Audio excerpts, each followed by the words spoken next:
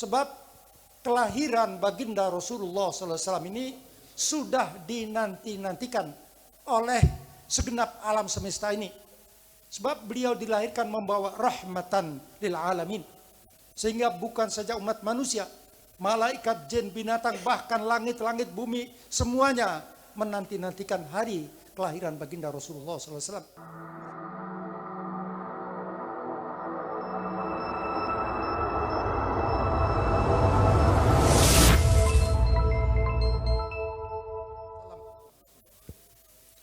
Mengapa kita rayakan hari kelahiran baginda Rasulullah SAW dan tidak merayakan hari wafat beliau? Padahal beliau dilahirkan dan wafat pada hari yang sama. Hari Senin tanggal 12 Rabiul Awal. Sama. Beliau dilahirkan hari Senin 12 Rabiul Awal. Beliau wafat pun pada hari Senin tanggal 12 Rabiul Awal. Tetapi yang kita peringati, mengapa hanya hari kelahiran beliau?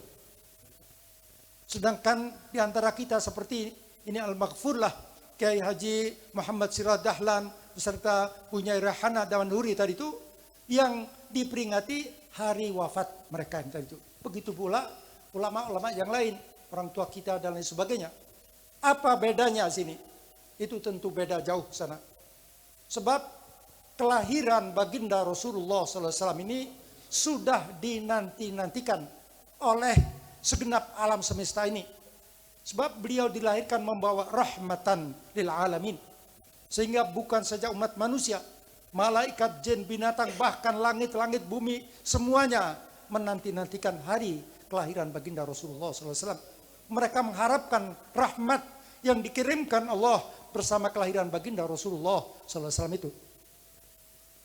Dan juga meskipun baginda Rasulullah SAW telah wafat, telah meninggalkan kita, masuk ke alam barzakh, tetapi beliau masih dalam hidup sempurna di alam barzakh ini. Berbagai macam hadis berulang kali baik yang diriwayatkan Bukhari, Muslim dan lain-lainnya. Itu diantaranya baginda Rasul mengatakan bahwa setiap hari Senin dan Kamis amal-amal ibadah kita umat baginda Rasulullah dilaporkan kepada beliau. Setiap hari Senin dan Kamis ini. Sehingga beliau bila melihat amal kita itu baik, beliau senang dan mendoakan agar kita lebih baik lagi. Tetapi bila beliau menyaksikan amal kita tidak baik, jelek, maka beliau sedih dan doa mohon kepada Allah agar diampuni, agar dirubah akhlaknya, tingkah lakunya, sepak terjangnya menjadi yang baik tadi itu. Begitu pula beliau ini, setiap kita bersalam kepada beliau pasti dijawab oleh beliau. Jadi pasti setiap kali, apalagi kita menggunakan lafaz ini mukhatab, jadi assalamu alaika, pasti dijawab oleh baginda Rasulullah. Setiap kali kita sholat tasyahud itu assalamu alaika ayyuhan nabiyyu wa rahmatullahi wabarakatuh. Dan kapanpun begitu kita salawat dijawab oleh Rasulullah. Kita bersalam kepada beliau dijawab oleh baginda Rasulullah. Jadi meskipun beliau telah pindah ke alam barzakh, tapi selalu memantau kita umat baginda Rasulullah SAW. Sehingga kita luar biasa ini mendapatkan kemuliaan yang tiada ternilai, yaitu kita dipilih oleh Allah menjadi umat baginda Rasulullah SAW. Kita belum pernah berdoa, belum pernah kita memohon kepada Allah untuk dijadikan umat baginda Rasulullah, belum pernah. Tetapi Allah sengaja memilih kita, Allah sengaja menjadikan diri kita sebagai umat beliau. Ini suatu karunia yang harus kita syukuri tadi itu. Dan mensyukuri karunia tadi itu suatu perintah daripada Allah Subhanahu wa taala. Wa idz ta'adzana rabbukum la in syakartum la azidannakum. Allah telah mengumumkan la in syakartum, apabila kalian mensyukuri karunia yang kuberikan kepada kalian, aku bersumpah, kata Allah, benar-benar akan menambah karunia tersebut. Jadi ini ungkapan tasyakur kita. Di samping itu kita ketika mengadakan memperingati ini adalah ungkapan kegembiraan kita atas kelahiran beliau sebagai pembawa rahmatan lil alamin tadi itu. Ini pun perintah daripada Allah Subhanahu wa taala, di mana Allah mengatakan qul bi fadlillahi wa bi rahmatihi fabidzalika falyafrahu huwa khairum mimma yajma'un. Ini perintah daripada Allah kepada kita semua melalui lisan baginda Rasulullah SAW. Qul, katakanlah ya Rasulullah kepada segenap umatmu, bifadlillahi wa birahmatih, agar dengan fadlillah, dengan karunia, dengan anugerah dan rahmat daripada Allah, fabidzalika falyafrahu, hendaklah mereka ini umatmu ya Rasulullah bergembira atas anugerah dan rahmat yang telah diberikan Allah, dilimpahkan Allah kepada mereka ini. Jadi kita diperintahkan untuk mengungkapkan kegembiraan kita dari itu. Dan yang ketiga, ini adalah ungkapan mahabbah kita kepada baginda Rasulullah SAW. Ini pun perintah daripada Allah Subhanahu wa Ta'ala. Bisa kita baca nanti masing-masing di rumah di surat At-Taubah ayat 24. So, ini ayatnya panjang, saya bacakan, tapi nanti bisa dipelajari di rumah nanti masing-masing ya.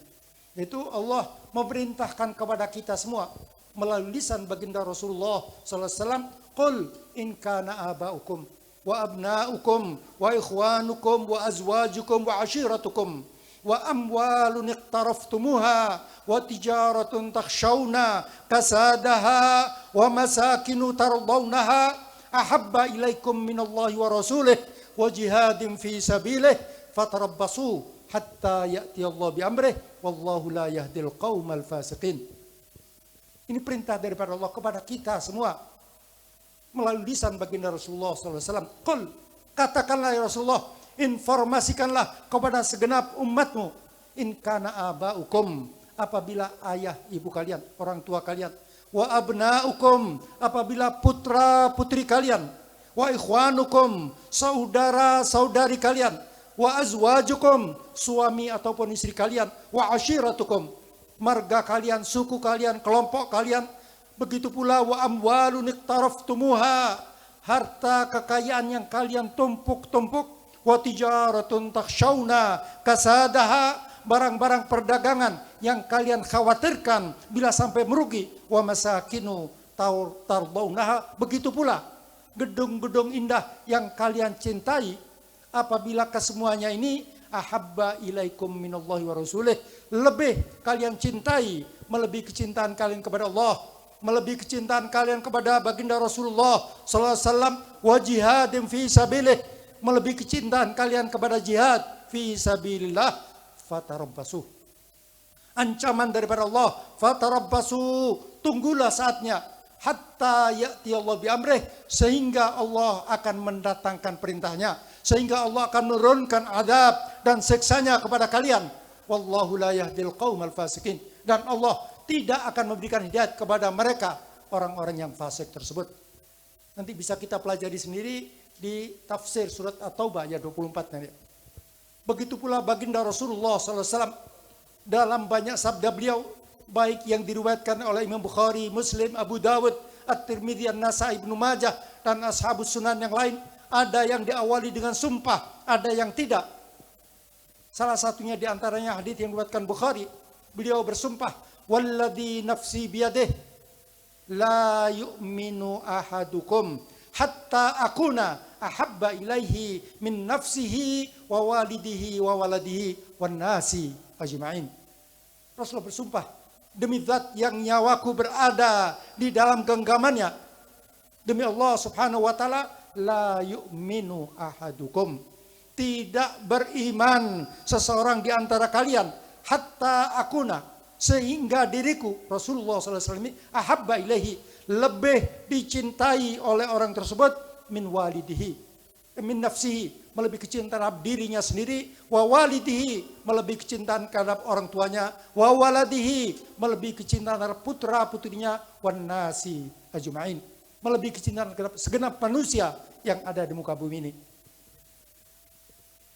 Jadi dikatakan sini bahwa andai kata ada seseorang yang ahli ibadat, yang wajib sudah dikerjakan dengan sempurna, ditambah yang sunnah, sholat sunnahnya mungkin setiap hari puluhan atau bahkan mungkin ratusan rakaat, setiap hari bersedekah berjuta-juta rupiah, setiap hari mungkin puasa sunnah, setiap 1-2 hari khatam Al-Quran, setiap bulan umrah, setiap tahun haji, dan lain sebagainya.